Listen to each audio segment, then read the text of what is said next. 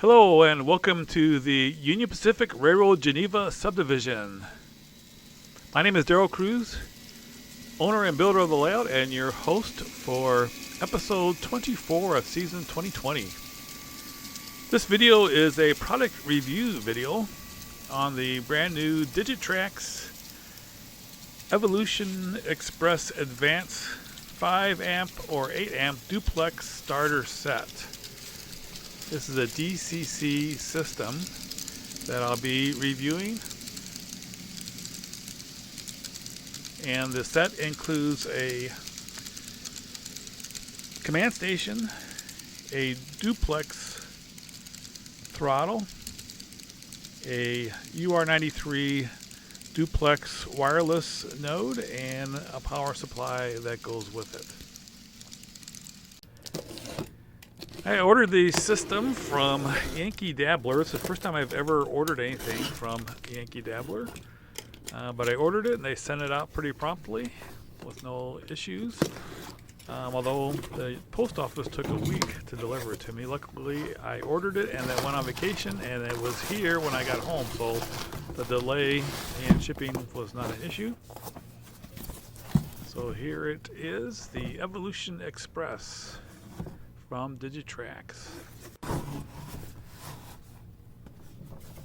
So we'll go ahead and open it up and see what we have. One thing I did notice as I was opening it was that there was a bit of damage to the carton. Which, I'm kind of there you can see a little bit of damage to the carton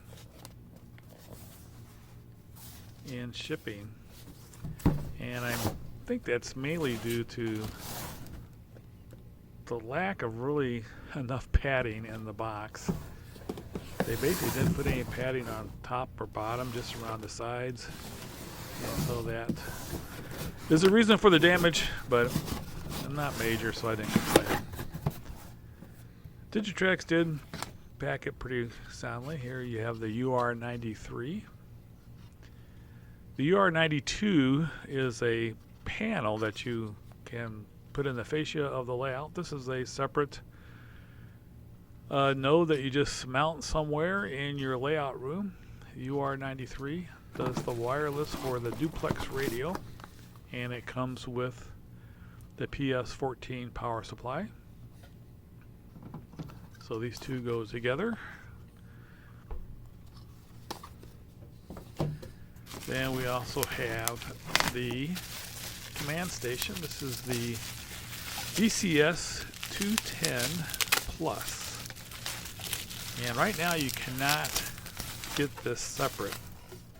You can get the DCS240, which is about $375 retail.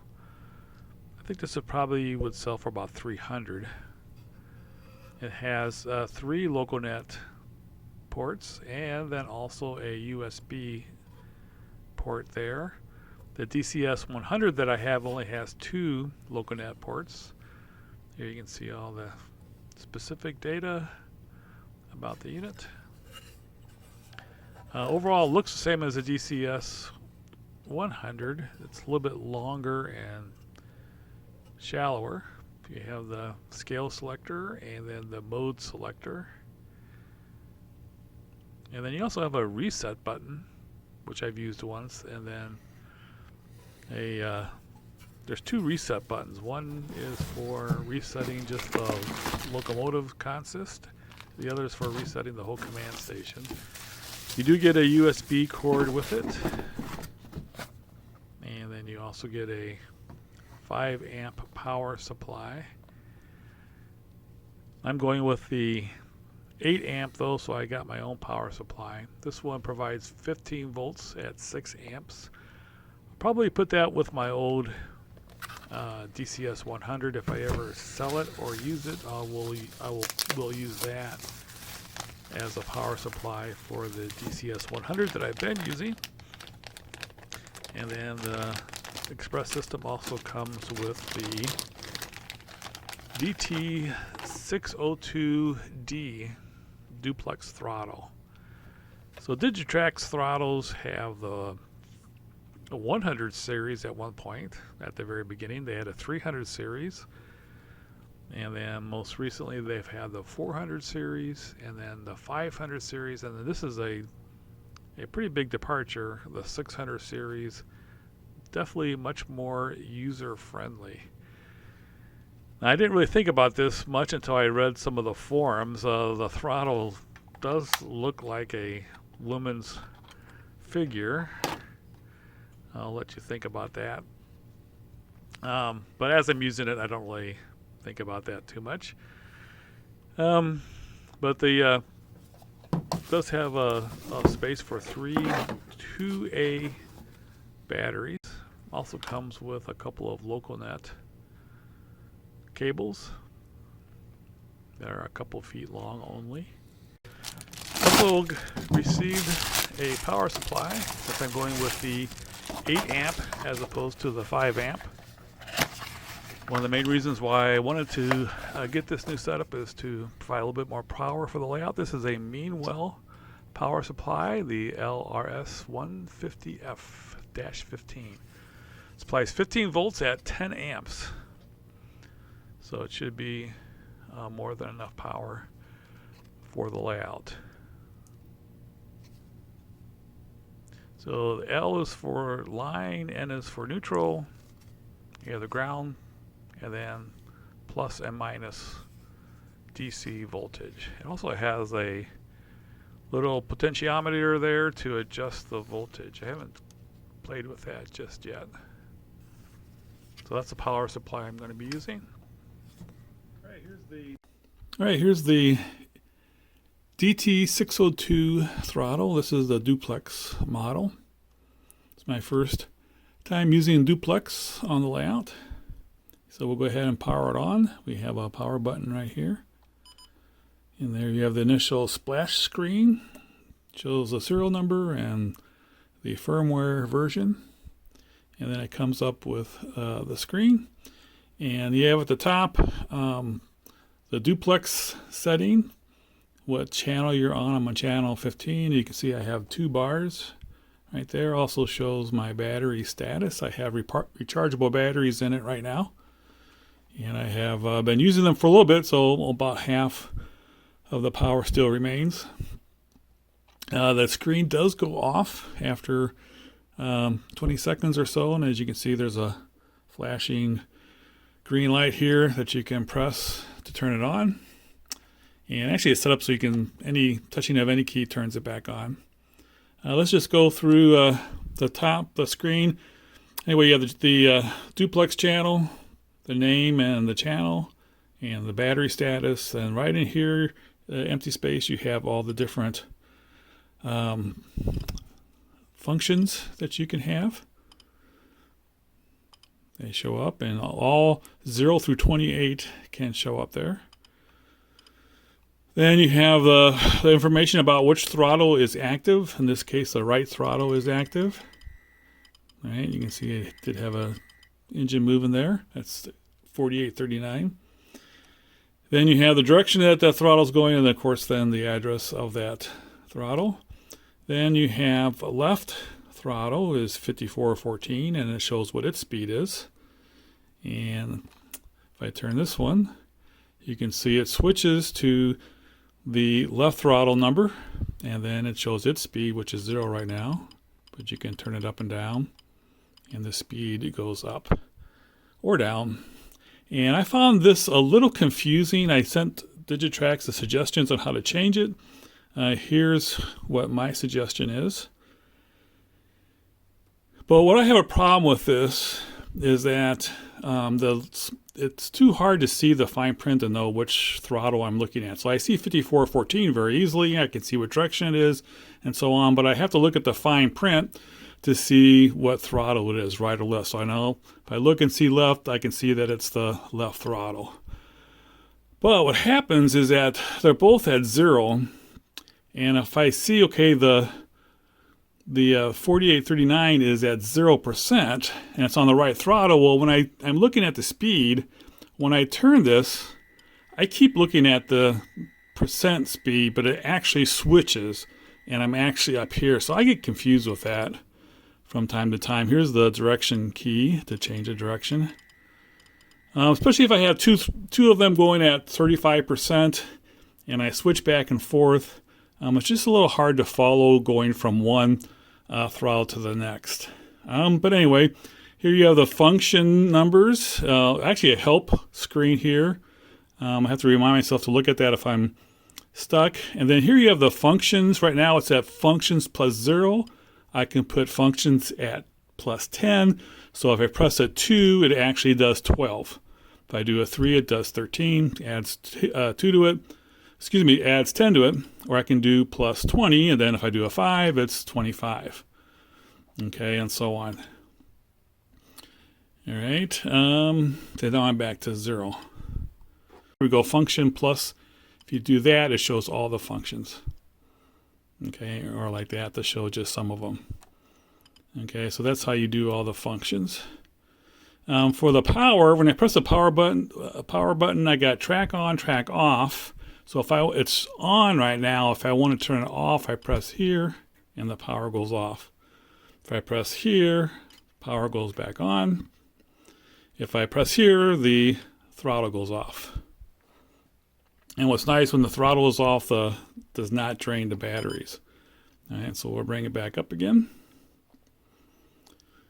You do need to plug into the network to get the channel synced with your system.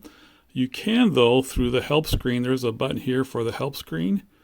There is a utility task, and you can do a duplex scan. So you can actually scan for the channel. It'll pick up any beacons that it sees, and then you can attach to that beacon. So you really don't even have to plug into the local net to sync. All right, to select the engine, I'm going to select this one right here, which is 4202. It's very easy. You press a local key, 4202, and then press local again. Ask me if I want to steal. Yes. And now on the right throttle at 0%, I have 4202. So if I crank that up, I have 2 of them with that address. And then you can press the direction key and goes the other way. You can also do the direction key by double clicking the... Yeah, I think it's just as easy to press this button here. So that works out pretty good. Let me get that out of the way. All right, to MU locomotives. This is one of the reasons why I wanted to get this throttle. One is I use the JMRI engine driver on my phone, which I like a lot, but I miss having a throttle to control the trains rather than pushing the buttons on the phone. Just a lot easier turning a throttle, so I kind of wanted to get back to that. So if I want an MU 2571, which is this one, with 4839, which is over there, you can do that actually on just one of the throttles. So we'll go back to, I'm on the right throttle, so I'm going to press locomotive 2571, and I have that selected, and it is going forward. Okay, then I can go ahead and select the other one, which is 4839, and just need to make sure that it's going in the same direction. It's not, so I'm going to change the directions. Okay, so I have them both going forward. I will go ahead and dispatch, so I press more. These are soft keys that correspond to the screen there. So more, and then dispatch. I'm going to dispatch like that. And then that's dispatched. I'll go back to 2571. Oops. Let me try it again. 2571. Okay, make sure I have that one. All right, and then to MU it. Now the other one has to be dispatched or not selected by any throttle. So I dispatched it. So I can now, when I press the locomotive button, I has there MU. I can press MU, and then I want to add one. So I can go 48, 30, 30, oops. I'll try it again. 48, 39. All right, and then, oh, I lost my MU. So I'm going to go back again. Let me select it. All right. Press that.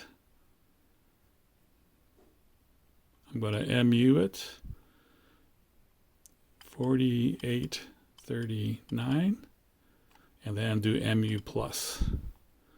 And so it says that's consisted, and I exit, and now both of them are consisted together.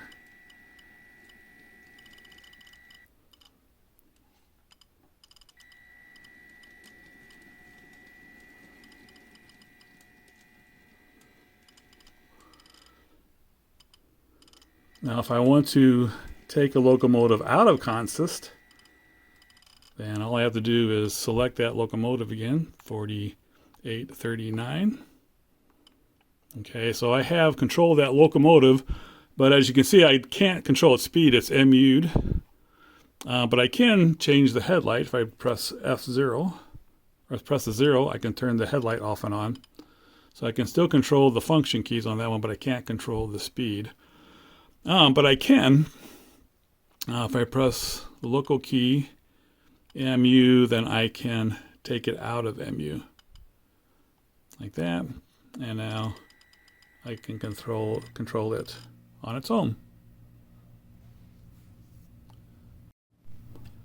All right, some things that I really like about this throttle. First of all, the range is pretty good. As you can see, I'm at half battery capacity with rechargeables. And I am going back and forth between 1 and 2 bars, which is, if I can get this, it is enough to control it.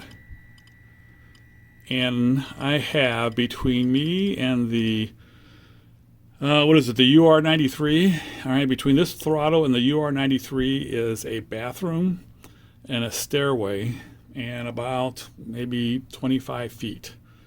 So that's quite a bit to block, and it still is able to pick up a signal.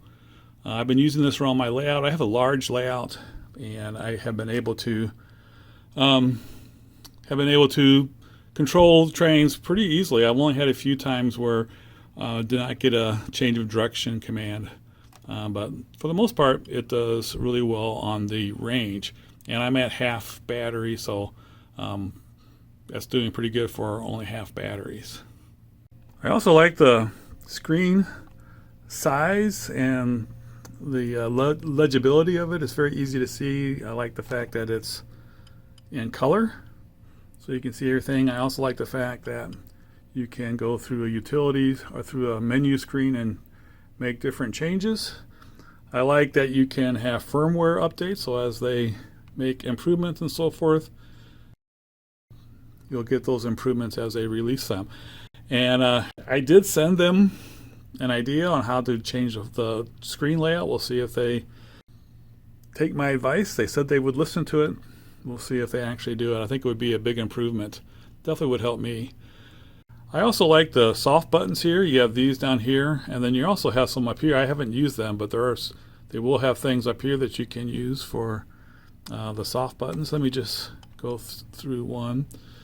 Utilities, I'll do the scan on the duplex. Okay, so here you have up there, join the network. I'm going to scan all. And you can see right here it's on channel 13, 15, the scanning through all the different channels.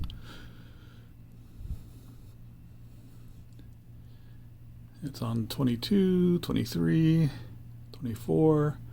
The only one that comes up is the one that I have in my house. That's channel 15, and I have 41 bars. When I had a fresh non-rechargeable one-use batteries, bars were up to 61. All right, so I can do the current, which I have already, or I can join the net, which would be the same way either way. I'm just going to exit. So I like the menu thing where you can do changes. I also like the help menu down here. I don't really look at it as much as I should, but I'm starting to look at it more, especially if I get stuck somewhere. It's nice that it has help messages there. And the only drawback again is the layout of the two different throttles. I think they could improve that. Hopefully they will. One thing that's also a drawback is that it does not fit on the holders that a lot of layouts have. It does come with a nice lanyard here, which I've used. I put it around my neck sometime, although it's kind of awkward having it hanging from my neck. What I do sometimes is I have these, see if I can move my camera here. I have these things that I hold my phones on, and so I will oftentimes just put the lanyard there and I'll have it hang. I have those all around the layout, so that's what I'm using for right now. I'm not sure what I'll do long term. Here's the installation of the new command station. It's a DCS210 Plus. The Plus is the USB connection that it has here. But the big improvements over my DCS 100 is the USB cable, the USB connection, but also the fact that it's 8 amps. And I was running the whole layout, which is a large layout, on just a 5 amp, and it just was not enough power. I had trouble with one suction. I have 8 power districts. When one power district would short, it would trip the whole layout with the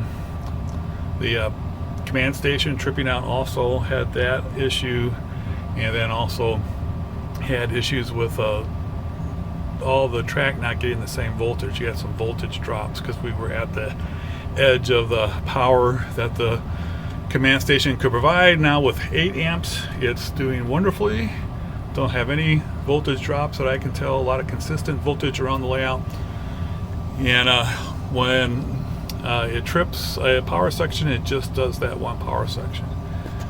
Here's the power station, or the power supply I'm using. This is a Meanwell, I think that's what it is, power supply.